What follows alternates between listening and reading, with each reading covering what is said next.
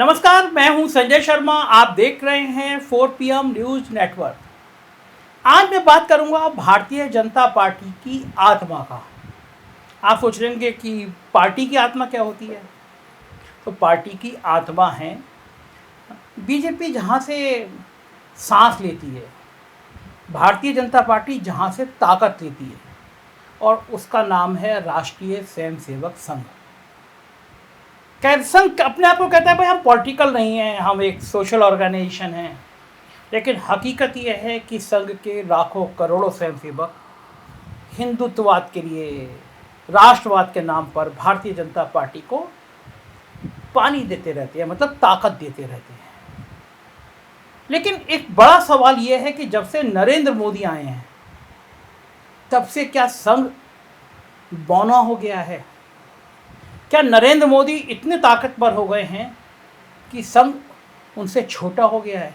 आज इस विषय पे बात करते हैं और आपको समझाते हैं कि क्या कारण थे, क्या अतीत था, और नरेंद्र मोदी और संघ के रिश्तों को लेकर ये बातें क्यों होती रहती हैं। आज इस पे चर्चा।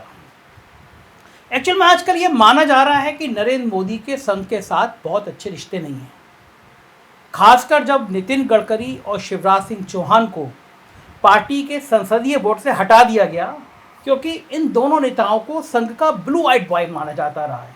ये दोनों संघ के संग हमेशा खड़े रहे हैं, संघ को हमेशा ताकत देते रहे हैं।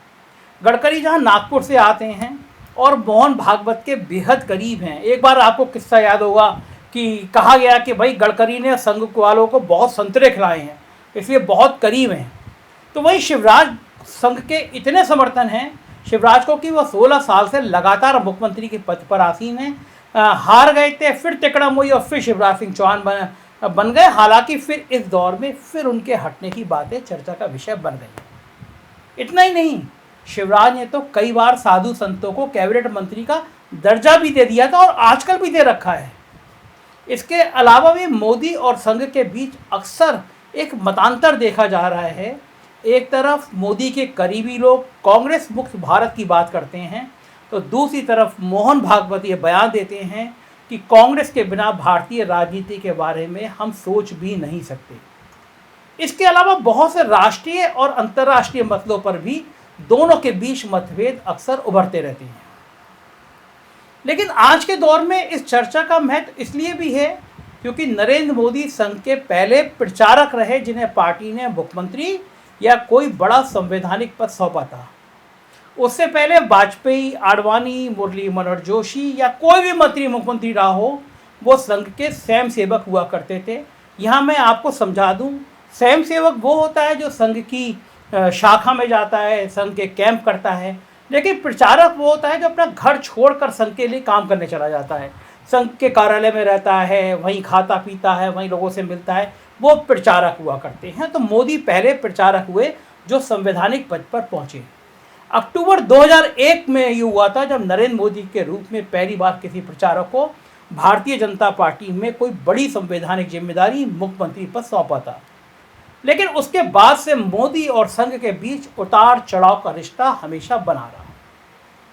याद करिए 2002 में जब गुजरात में दंगे हुए थे और इस दंगे के बाद अटल बिहारी वाजपेयी और जसवंत सिंह जैसे लोग तब मोदी को एक मिनट के लिए भी मुख्यमंत्री पद पर बर्दाश्त करने को तैयार नहीं थे। उस दौर में सरसंघचालक केसी सुदर्शन समेत पूरा संघ यदि मोदी के पीछे खड़ा नहीं होता तो आडवाणी और वेंकैया नायडू जैसे बड़े नेता, यहाँ की तत्कालीन भारतीय जनता पार्टी अध्यक्ष जना कृष्णमूर्ति भी वाजपेयी की जिद का विरोध करने की हिम्मत नहीं जुटा पाते। फिर मोदी सियासत के किस बियाबान में फेंक दिए जाते, इसका अंदाज़ा लगा पाना भी मुश्किल है। वाजपेयी के बारे में कहा जाता है कि जनसंघ भारतीय जनता पार्टी में जिसने भी उनसे टकराने की कोशिश करी, चाहे वो बलराज मधोक हो या नानाजी देशमुख हो, गोविंदाचारी हो या फिर कल्याण सिंह हो, वो सब के सब राजनीतिक के बियाबान में फेंक दिए गए, चले गए। इन सब से आप अंदाज़ा लगा सकते हैं कि संघ ने मोदी का पॉलिटिकल कैरियर बचाने के लिए कितना बड़ा जोर लगाया था। इसके बाद 2002 का विधानसभा चुनाव हुआ। दंगों के साए में हुए इस विधानसभा में संघ चट्टान की तरह मोदी के पीछे खड़ा रहा। नतीजा ये हुआ कि नरेंद्र मोदी के नेतृत्व में भारतीय जनता पार्टी ने गुजरात में 2/3 बहुमत हासिल कर लिया। लेकिन इस चुनाव के ठीक बाद से मोदी और संघ के रिश्ते बिगड़ने लगे। कहा जाता है कि मोदी अपने गवर्नेंस में किसी भी संघ के कार्यकर्ताओं को पूछते तक नहीं थे। नागपुर की सिफारिशों को रद्दी की टोकरी में फेंक दिया जाता था। यहाँ तक कि गुजरात भारतीय जनता पार्टी में संघ के दुलारे उन संजय जोशी को कोई पूछने वाला नहीं था, जिनको केशुभाई पटेल के मुख्यमंत्री काल में डिफेक्टो सीएम कहा जाता था। लेकिन ये सब देखते हुए संघ ने 2002 में ही बड़ी कार्रवाई की, या यूं कहें कि मोदी पर सर्जिकल स्ट्राइक कर दी। संजय जोशी को दिल्ली लाकर भारतीय जनता पार्टी का संगठन महासचिव बनवा दिया। जो लोग भारतीय जनता पार्टी को अंदर से जानते समझते हैं, उन्हें पता होगा कि संगठन महासचिव को भारतीय जनता पार्टी में पार्टी के अध्यक्ष के बराबर ताकतवर माना जाता है। यहाँ तक कि भारतीय जनता पार्टी शासित राज्यों के मुख्यमंत्री उनसे मिलने के लिए लाइन लगाते हैं। लेकिन संघ के द्वारा संजय जोशी को इतना ऊपर उठा दिया जाना मोदी को रास नहीं आया। आप जानते हैं मोदी का टेम्परामेंट क्या है, मोदी का गुस्सा क्या है, मोदी का व्यवहार क्या है, मोदी जी की रणनीति क्या है। मोदी जी मौके का इंतजार करने लगे। इस बीच में 2004 का इंडिया शाइनिंग कैंपेन बीजेपी को ले डूबा।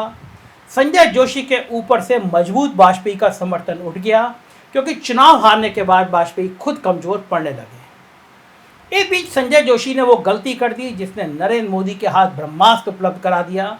दरअसल 2005 में जिन्ना विवाद के बाद आडवाणी अभी कराची से दिल्ली लौटे भी नहीं थे कि संजय जोशी ने पार्टी अध्यक्ष पद से उनका इस्तीफा मांग लिया। तब संजय जोशी को पार्टी संगठन पर इतना रुतबा था, इतना उनका झटका था कि पूरी पार्टी संजय जोशी के पीछे खड़ी हो गई। यहाँ तक कि सुषमा स्वराज जैसी भाजपा आडवाणी के समर्थक भी आडवाणी से कन्नी काट गई। लेकिन इस दौर में आडवाणी के समर्थन में कोई एक नेता खुलकर खड़ा था, तो वो नरेंद्र मोदी थे। मोदी के आडवाणी को समर्थन देने के बाद संघ बुरी तरह से मोदी से चिढ़ गया। गुजरात में संघियों को ठिकाने लगाने का गुस्सा तो संघ को था ही था, साथ ही आडवाणी का सपोर्ट करने के बाद संघ में ऊपर से नीचे तक मोदी के प्रति गुस्सा पैदा होने लगा। दिल्ली और नागपुर के पुराने पत्रकार, मैंने कई लोगों से बात की, वो बताते हैं कि 2007 के विधानसभा चुनावों में मोदी को ठिकाने लगाने की योजना बनने लगी। क्योंकि टिकट जो फाइनल होते हैं तो संगठन का महासचिव का बड़ा रोल होता है, इसलिए संजय जोशी को फ्री हैंड देने की कोशिशें शुरू हो गई। दिल्ली और नागपुर की इन कथित कोशिशों ने नरेंद्र मोदी के होश उड़ा दिए थे। लेकिन तभी एक बड़ा राजनीतिक धमाका हुआ। संजय जोशी की एक सीडी सामने आ गई। हालांकि 3 साल बाद फॉरेंसिक जांच में उसे फर्जी करार दिया गया, लेकिन सीडी सामने आती मोदी कैंप ने शोर मचाना शुरू कर दिया कि जब बंगारू लक्ष्मण से इस्तीफा लिया जा सकता है तो संजय जोशी से क्यों नहीं। एक महिला के साथ संजय जोशी की वो सीडी थी। नतीजा ये हुआ कि संजय जोशी को इस्तीफा देना पड़ा। कई लोग आज भी ऐसा दावा करते हैं कि संजय जोशी से मोदी इतना प्रेशर में रहते हैं कि उन्हें किनारा लगाने के लिए उनके कैंप के लोगों ने ही फर्जी सीडी का खेल रचा था। हालांकि असलियत क्या है ये आज तक कोई नहीं समझ पाया, कोई पता भी नहीं चला। बहरहाल संजय जोशी की जगह रामलाल संगठन के महासचिव बनाकर दिल्ली में बिठा दिए गए। रामलाल भी बिल्कुल शोले फिल्म के रामलाल की तरह निकले, यानी जैसे शोले में रामलाल ठाकुर साहब के पक्के विश्वस्त थे, वैसे ही भारतीय जनता पार्टी के रामलाल मोदी जी के विश्वस्त हो गए। लिहाजा मोदी को 2007 के विधानसभा चुनाव में अपने लोगों को ज़्यादा से ज़्यादा संख्या में टिकट दिलाने में दिक्कत नहीं हुई। हालांकि उस वक्त गुजरात चुनाव को कवर करने वाले पत्रकार बताते हैं कि संघ ने नरेंद्र मोदी को गुजरात हराने के लिए ताकत झोंकी थी, लेकिन तब सत्ता मोदी के पास थी और सोनिया गांधी का मौत का सौदागर वाले बयान ने मोदी के लिए पूरी सहानुभूति पैदा कर दी थी। लिहाजा संघ के विरोध के बावजूद मोदी की शानदार वापसी हो गई। इसके बाद की कहानी सबको पता है। सुदर्शन की जगह मोहन भागवत आ गए और भागवत ने आते ही भाजपा में पीढ़ीगत बदलाव की कवायद शुरू कर दी। नागपुर से नितिन गडकरी को अध्यक्ष बनाकर दिल्ली भेज दिया गया और पूर्ति ग्रुप में जब गडकरी थोड़े दिन के लिए हटाए गए, तब उन्हीं थोड़े दिनों का इस्तेमाल मोदी ने अपने पक्ष में कर लिया। तब संघ के बड़े से बड़े नेता और खास तौर से सुरेश सोनी ने मोदी के नाम पर सबको मनाया और मोदी अंततः दिल्ली पहुंच गए। लेकिन अब कमान सोनी से आगे निकलकर नई पीढ़ी के हाथ में है। मजेदार बात यह है कि मोहन भागवत भी बतौर संघ प्रचारक मोदी से जूनियर ही हैं, क्योंकि मोदी उनसे पहले प्रचारक बने हैं। संघ में सीनियर जूनियर का बड़ा असर होता है और यही कारण है कि मोहन भागवत मोदी के सामने बहुत खुलकर कुछ कहने की स्थिति में नहीं होते हैं। मोदी भी संघ की इस हायरार्की को, अपने पोजीशन को बड़ा फ़ायदा उठाते हैं और यही कारण है कि दिल्ली को कंट्रोल करने में आरएसएस आजकल खुद को बेबस पा रहा है। जो लोग नागपुर की बात का मान रखते हैं, जैसे गडकरी, राजनाथ, शिवराज, सुशील मोदी जैसे लोग, उन्हें किनारे लगाया जा रहा है और संघ चुपचाप देख रहा है। संघ को स्वभावतः लग रहा है कि 2024 के चुनाव के बाद की परिस्थितियां जब आ जाएंगी तब वो उचित कदम उठाएगा, जब मोदी को जवाब दिया जाएगा, लेकिन तब तक गंगा में बहुत पानी बह चुका होगा। संघ भी जानता है कि मोदी का कद इतना बड़ा हो गया है कि इस समय मोदी को रोक पाना मुश्किल है। लिहाजा पूरी भारतीय जनता पार्टी जानती है कि संघ मोदी के पीछे खड़ा हो गया है, मजबूरी में खड़ा हो गया है। मोदी भी एक लंबी लाइन लेकर चलते हैं। मोहन भागवत को Z+ दे दिया गया, संघ को आर्थिक रूप से बहुत मजबूत कर दिया गया, लेकिन इतना मौका कभी नहीं दिया गया कि संघ मोदी पर रूल कर सके। तो ये एक थी कहानी मोदी और संघ के रिश्तों की। राजनीति की खबरें देखनी हो और राजनीति की खबरों की गहराई देखनी हो, खबरों के पीछे की खबर देखनी हो, तो देखते रहिए 4PM न्यूज़ नेटवर्क। यही चैनल है जो गोदी मीडिया नहीं बना है, आपको सच दिखाता रहेगा। देखते रहिए 4PM। शुक्रिया।